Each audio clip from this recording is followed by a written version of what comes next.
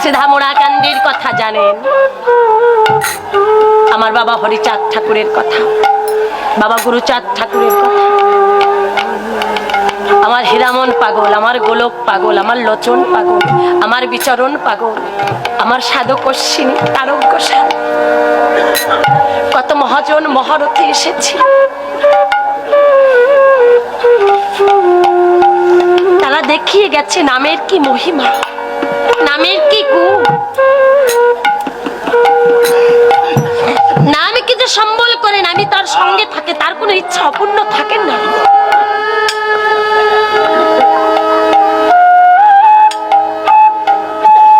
আমার হীরামনে পাগল রামলীলায় যে ছিল হনুমান, গৌর লীলায় মুরারি গুপ্ত, আর হরিলীলায় আমার হীরামন পাগল।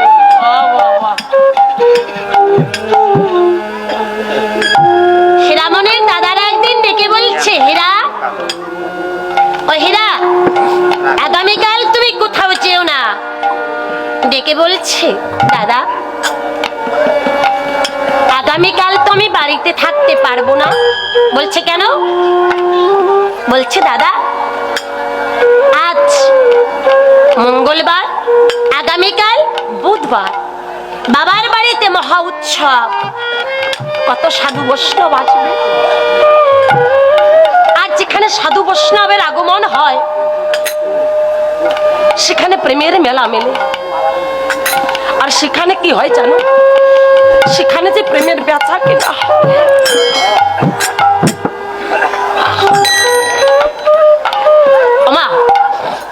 আমরা সংসারে বসে কাঁদি, ত্রিতাপ জ্বালায়, ছেলে মেয়ে যদি কথা না শোনে, স্বামী স্ত্রীর মধ্যে যদি বনিবনা না হয়, আমরা কাঁদি।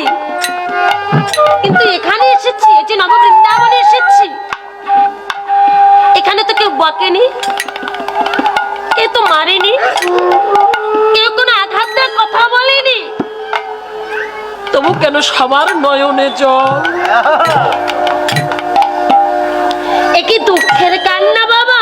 না, এটা আনন্দের কান্না। কার জন্য? আমার গোবিন্দের জন্য।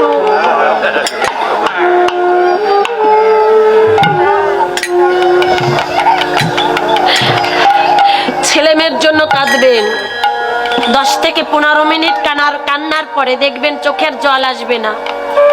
কিন্তু পরীক্ষা করে দেখবেন কৃষ্ণ নামে, হরি নামে, গৌর নামে কাঁদবেন, সে জল কোনোদিন ফুরাবে না। অগাধ সমুদ্র, এই নয়ন কুম্ভলে জল, নয়নে সাগরের জল ফুরাবে না। যদি তার নামে কাঁদা যায়, মায়ার কান্না কাঁদলে ফুরিয়ে যাবে, থাকবে না। আর তার নামে কাঁদলে হে জল কোনোদিন ফুরাবে না।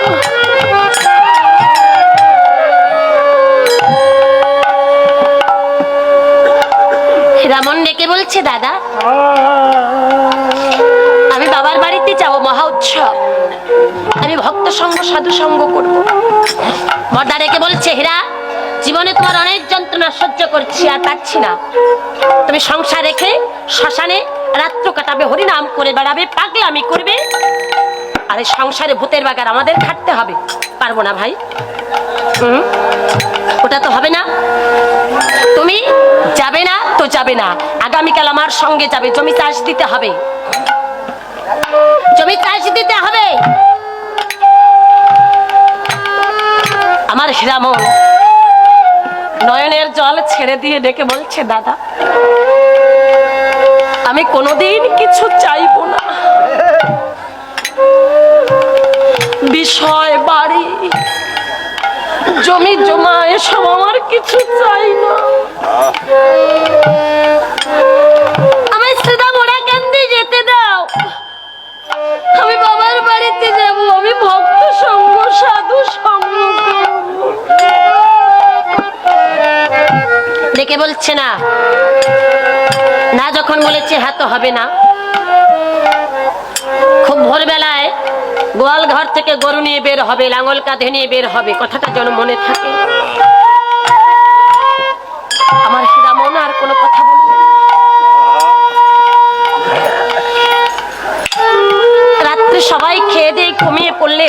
আমার হীরামনের পোড়া নয়নে ঘুম নেই।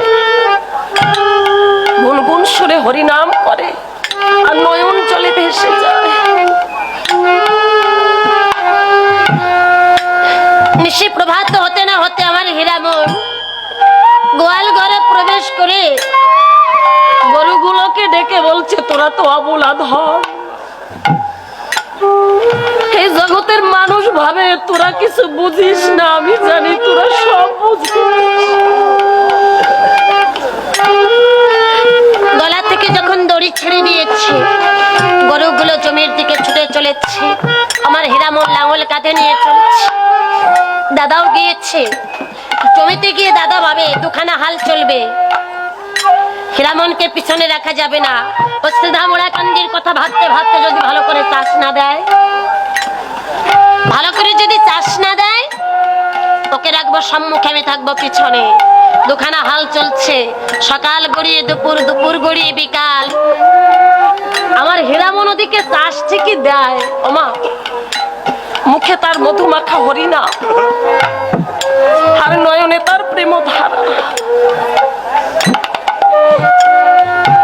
চাষ ঠিকই দিচ্ছে, মন কাঁদে তার সিধা মোড়া কান্দি বলে।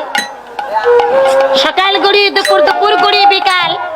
যখন বিকাল বেলা পড়ে গেছে, মনে মনে ভাবে বাবার বাড়িতে ভক্তরা প্রসাদ নিচ্ছে, যদি আমি যেতে পারতাম, আমি ভক্তদের পাতে পাতে দই দিতাম আর ভক্তের চরণ ধুলে কুড়িয়ে নিতাম, ভক্তের চরণ ধুলে কুড়িয়ে নিতাম। এবার 1 লক্ষ সিধা মোড়া কান্দি, চাষ হচ্ছে কি হচ্ছে না, লাঙল চলছে কি চলছে না, ওদিকে আমার হীরামনের লক্ষ্য নেই বাবা। পিছন থেকে দাদা দেখতে পায় হীরামনের চাষে মন নেই। দাদার হাতে ছিল পাচুনি নড়ি, ওই নড়ি দিয়ে আঘাত করলেন। আমার হীরামন দেখে বলছে, দাদা আমি তো জীবনে কোনোদিন তোমার কোনো অনাষ্টি করি নাই, তাহলে আজ কেন তুমি আমার এত বড় সর্বনাশটা করলে? বলছে, আমি তোর সর্বনাশ করেছি নাকি তুই আমার সর্বনাশ করছিস? ভালো করে চাষ দিচ্ছিস না, আমি তোর সর্বনাশ করেছি? বলে, হ্যাঁ দাদা, আমার হাতে যে দইয়ের হাড়িটা ছিল, সেই দইয়ের হাড়িটা তুমি ভেঙে ফেলো। দাদা রেখে বলছে, তোর পাগলামি বেড়ে গেছে, তোর হাতে দইয়ের হাড়ি এলো কোত্থেকে? এক হাতে লাঙলের গুটি আর এক হাতে পাচুনি নড়ি, আর তোর হাতে দইয়ের হাড়ি এসেছে না? তোর পাগলামি ছুটাচ্ছি।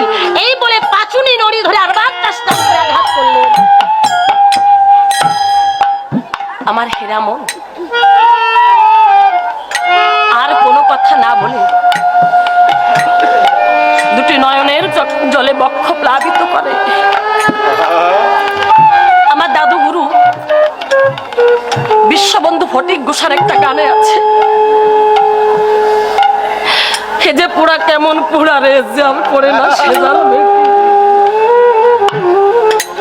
হে যে কি পুরা, হে যে কি জ্বালা, যে তাকে ভালোবাসে নাই সে কোনোদিন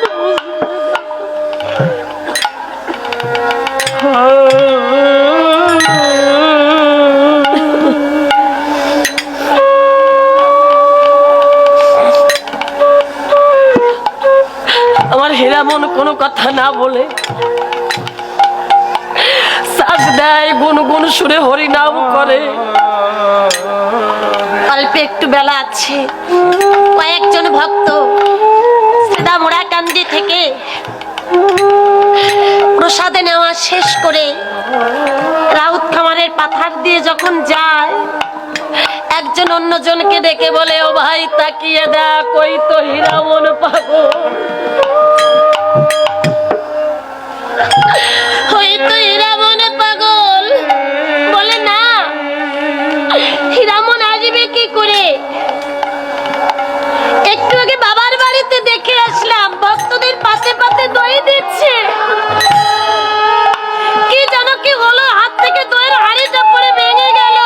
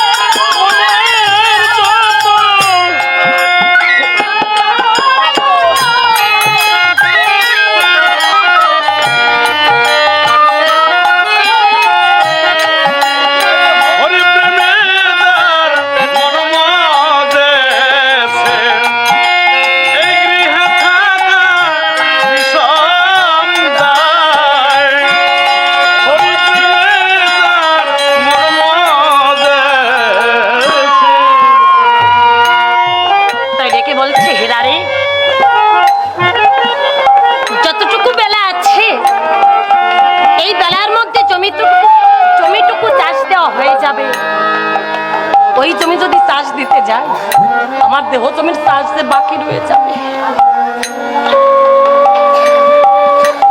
বাবা হরিচাঁদের কাছেই চাই, আবার যদি জগতের বুকে পাঠায়, সে জন্মে যেন তোর মতো হরিভক্ত ভাই পায়। উপস্থিত আমার কৃষ্ণের ভক্তবৃন্দ, আমিও আপনাদের কাছে চাইব, এই জগতের বুকে চাওয়া পাওয়ার কথা তারই কাছে জানাই, আমরা সবাই যে দিতে পারি। আপনারা ভক্ত, আমিও আপনাদের কাছে চাইব, আমরা দুটো ভাই বোন সেই ছেলেবেলা থেকে একসঙ্গে ঠাকুরের নাম করে বেড়াই। ছেলেবেলা থেকে জীবনের অর্ধেকটা সময় হয়তো বা পার করে এসেছি। দুটো ভাই বোন একসঙ্গে ভক্তের মাঝে ভগবানের নাম করে। আমার মন কি বলে জানেন, আমার হয়তো বা কোনো আগে জন্মের পুণ্য ছিল, তাই আমি এমন ভাই পেয়েছি যে ভাইকে নিয়ে আমি ভক্তের মাঝে আমার ভগবানের নাম করতে পারি। আপনারা আশীর্বাদ করবেন, গোবিন্দের কাছে প্রার্থনা করবেন। এই জগতে ভাই বোন সবারই আছে, সবারই থাকে, কিন্তু বলতে পারেন হরিনাম করার মতো ভাই কয়জনার ভাগ্যে মেলে। আপনারা গোবিন্দের কাছে প্রার্থনা করবেন, আমার গোবিন্দ আবার যদি জগতের বুকে পাঠায়, আমি সে জন্মেও যেন এমন ভাই পাই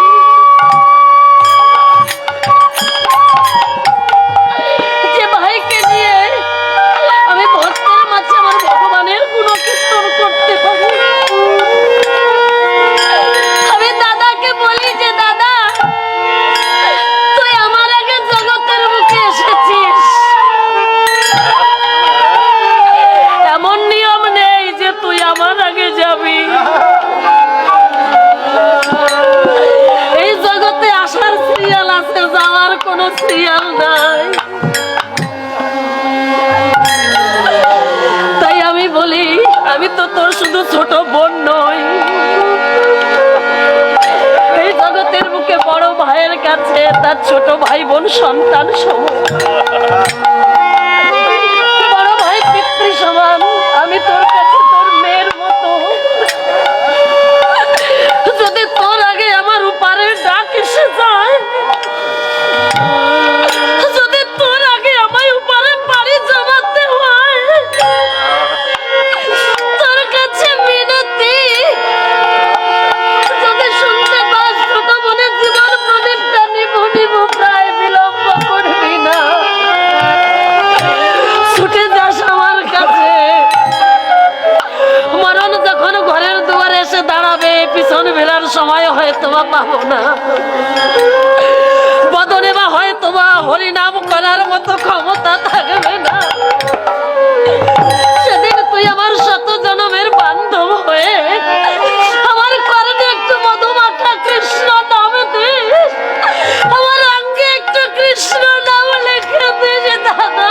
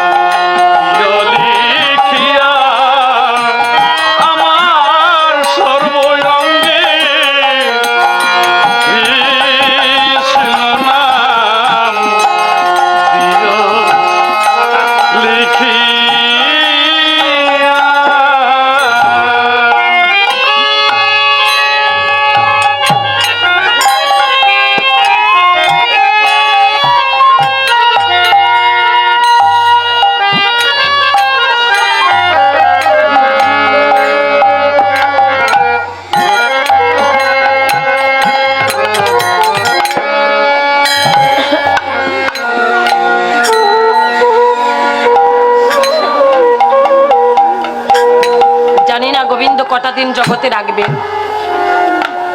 আর কটা দিন তার গুণকীর্তন করাবে তাও জানান। যে কটা দিনই গোবিন্দ তার গুণকীর্তন করান,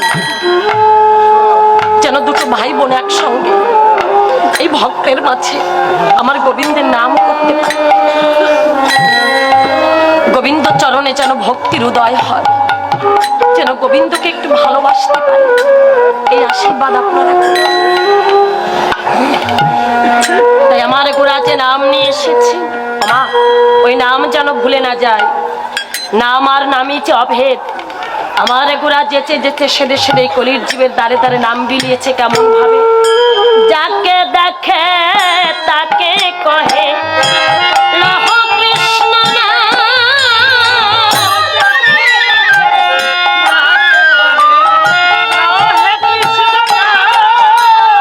ওই নামে প্রেমে ভাসাইল নবদ্বীপ ধাম।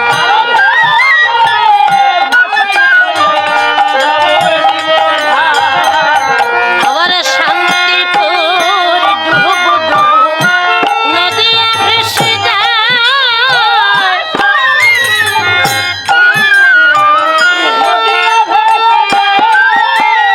ওই শান্তিপুরের বুড়ো গোসাই ধুলি মাখে গায়ে।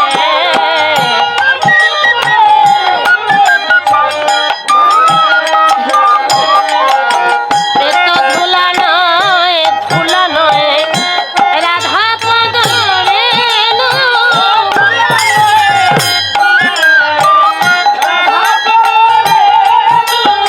ওই যে ধুলি মেখেছিলেন আমার বৃন্দাবনের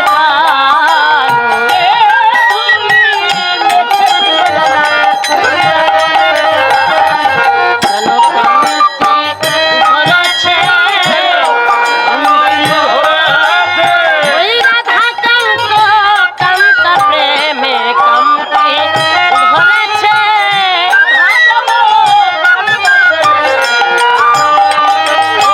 যেন কান্তি ধরেছে।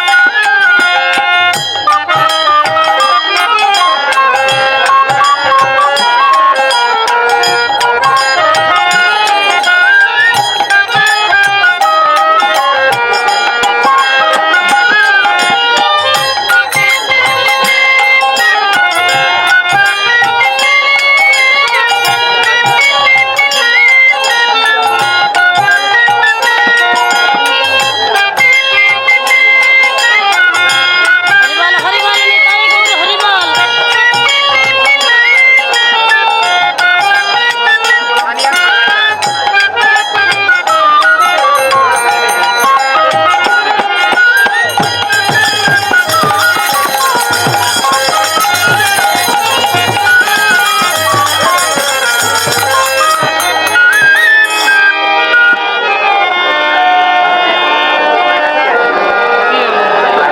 হরে কৃষ্ণ।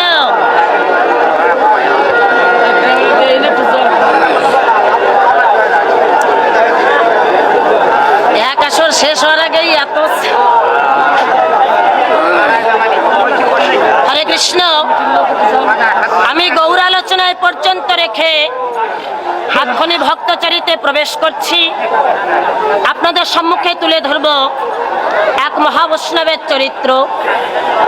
শাস্ত্রে কথিত আছে বৈষ্ণবকে দর্শন মাত্র পাপ থেকে মুক্তি পাওয়া যায়। যেজন দর্শন পেল সে পাপ থেকে মুক্তি পেল, যেজন দর্শন পায়নি তার কি হবে? শাস্ত্রে বলেছেন বৈষ্ণবের চরিত্র বৈষ্ণবের কথা এক মনে একই চিত্তে শ্রবণ করলেও পাপ থেকে মুক্তি পাওয়া যায়। দেখেছেন আমাদের এই সনাতন ধর্মে পাপ থেকে মুক্তি পাওয়ার কি সহজ সহজ উপায় বাবা, অথচ সেই সহজ উপায়গুলোই আমরা গ্রহণ করি না। জয়নিতাই